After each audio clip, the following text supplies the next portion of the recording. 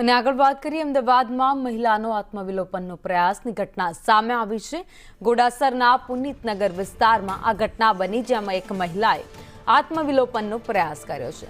Demolition કામગીરીથી કંટાળી તેણે આ પગલું ભર્યું હતું તેવી અટકળો સામે આવી છે, તો મહિલાએ કેરોસીન છાંટી આત્મવિલોપનનો પ્રયાસ કર્યો। મહિલાને તાત્કાલિક સારવાર માટે હોસ્પિટલ ખસેડવામાં આવી છે। એએમસી દ્વારા દુકાનને ટાર્ગેટ કરાતો હોવાનો મહિલાએ આક્ષેપ લગાવ્યો છે। વધુ અપડેટ સાથે સંવાદદાતા આયુષી યાજ્ઞિક અમારી સાથે જોડાઈ ગયા છે। આયુષી, ઘટના સામે આવી છે પુનિતનગરમાંથી, જ્યાં એક મહિલાએ આત્મવિલોપનનો પ્રયાસ કર્યો, મુદ્દો શું હતો?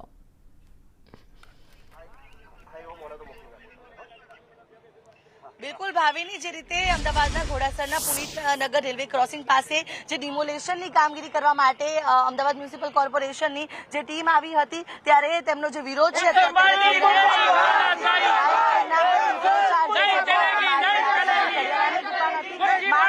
દુકાનો તોડવા માટે કોર્પોરેશનના કર્મચારીઓ પહોંચ્યા હતા અને ત્યાર દરમિયાન દુકાન માલિક છે તેમના પતિ દ્વારા આત્મવિલોપનનો છંટકાવ કરીને જીવન ટૂંકાવવાનો પ્રયાસ કરવામાં આવ્યો, ત્યારે સ્થાનિકો અત્યારે જોઈ શકો છો એકત્રિત થઈ ગયા છે અને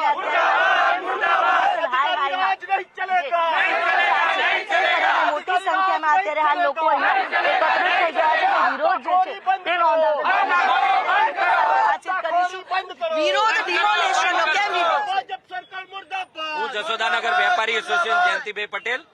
આ અમારી જે વેપારીની દુકાન છે એ લગભગ 40 વર્ષ જૂની દુકાન છે અને એ દુકાનની અંદર જ્યારે રિનોવેશનનું કામ 40 વર્ષ પછી કોઈ પણ વ્યક્તિ રિનોવેશન કરી શકે એવો કોઈ કાયદો નથી કે રિનોવેશન ના કરી શકે, ફક્ત રિનોવેશન કરતા હતા અને એ લોકોએ આવી અને નોટિસ આપ્યા વગર ડાયરેક્ટ સીધું ડેમોલેશન તોડવાનું ચાલુ કરવાની વાત કરી। અને જ્યારે બેને અને ભાઈએ જ્યારે વાત કરી કે અમારું ભાઈ તમે 2 મિનિટ માટે અમારું સામાન કાઢી લેવા માટે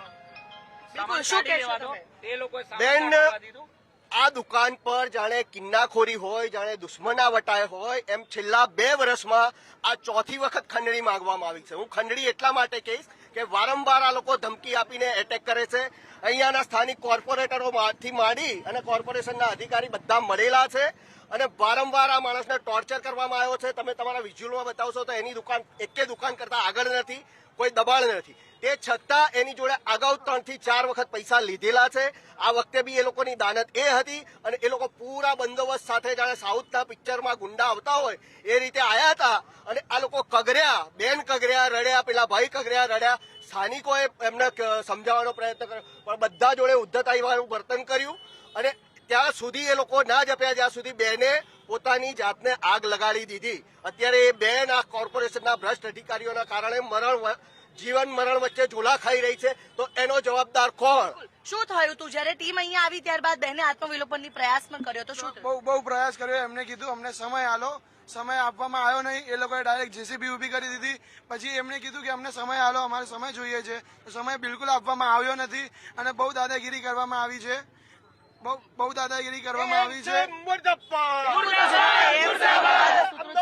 કરવામાં આવી રહ્યા છે, જોઈ શકે છે મોટી સંખ્યામાં અહીંયા લોકો છે તે એકત્રિત થઈને અત્યારે હાલ હલ્લાબોલ કરતા જોવા મળી રહ્યા છે અને આખી આ ઘટનાને લઈને સ્થાનિકોમાં એક પ્રકારનો રોષ છે તે અત્યારે હાલ અહીંયા જોવા મળી રહ્યો છે। બીજી તરફ આ ઘટનાને લઈને જયારે મહિલાએ આત્મવિલોપનનો પ્રયાસ કર્યો ત્યારે સ્થાનિકોએ એએમસીની ટીમ ઉપર પથ્થરમારો પણ કર્યો। તેના પણ દ્રશ્ય જોઈ શકાય છે કે સામે જે એએમસીની જે ગાડી છે તેની ઉપર પણ પથ્થરમારો જે છે તે સ્થાનિકો દ્વારા કરવામાં આવ્યો। જ્યારે એએમસીની ટીમ અહીંયા પહોંચી સ્થાનિકોએ પણ રજૂઆત કરી કે જે દુકાનદાર છે તેને થોડો સમય આપવામાં આવે, જો કે ત્યારબાદ જે મામલો આખો વધુ બિચકાયો ને આ આખી ઘટના છે તે વધુ ઉગ્ર બની અને અત્યારે પણ જોઈ શકાય છે કે એએમસી એન્ફોર્સમેન્ટ સ્ક્વોડ જે છે તેની જે ગાડી ઉપર અત્યારે હાલ એટલે કે એસ્ટેટ વિભાગની જે આખી જે ગાડી છે તેની ઉપર પથ્થરમારો કરીને તેને આખી ગાડી અને પણ જે રીતે અત્યારે પથ્થરમારો કરવામાં આવે, બીજી તરફ લોકોના ટોળા એકત્રિત થઈ ગયા છે અને જે પોલીસનો કાફલો પણ અહીંયા હાલ ચુસ્ત ખડકી દેવામાં આવ્યો છે અને જોઈ શકાય છે કે અત્યારે આખી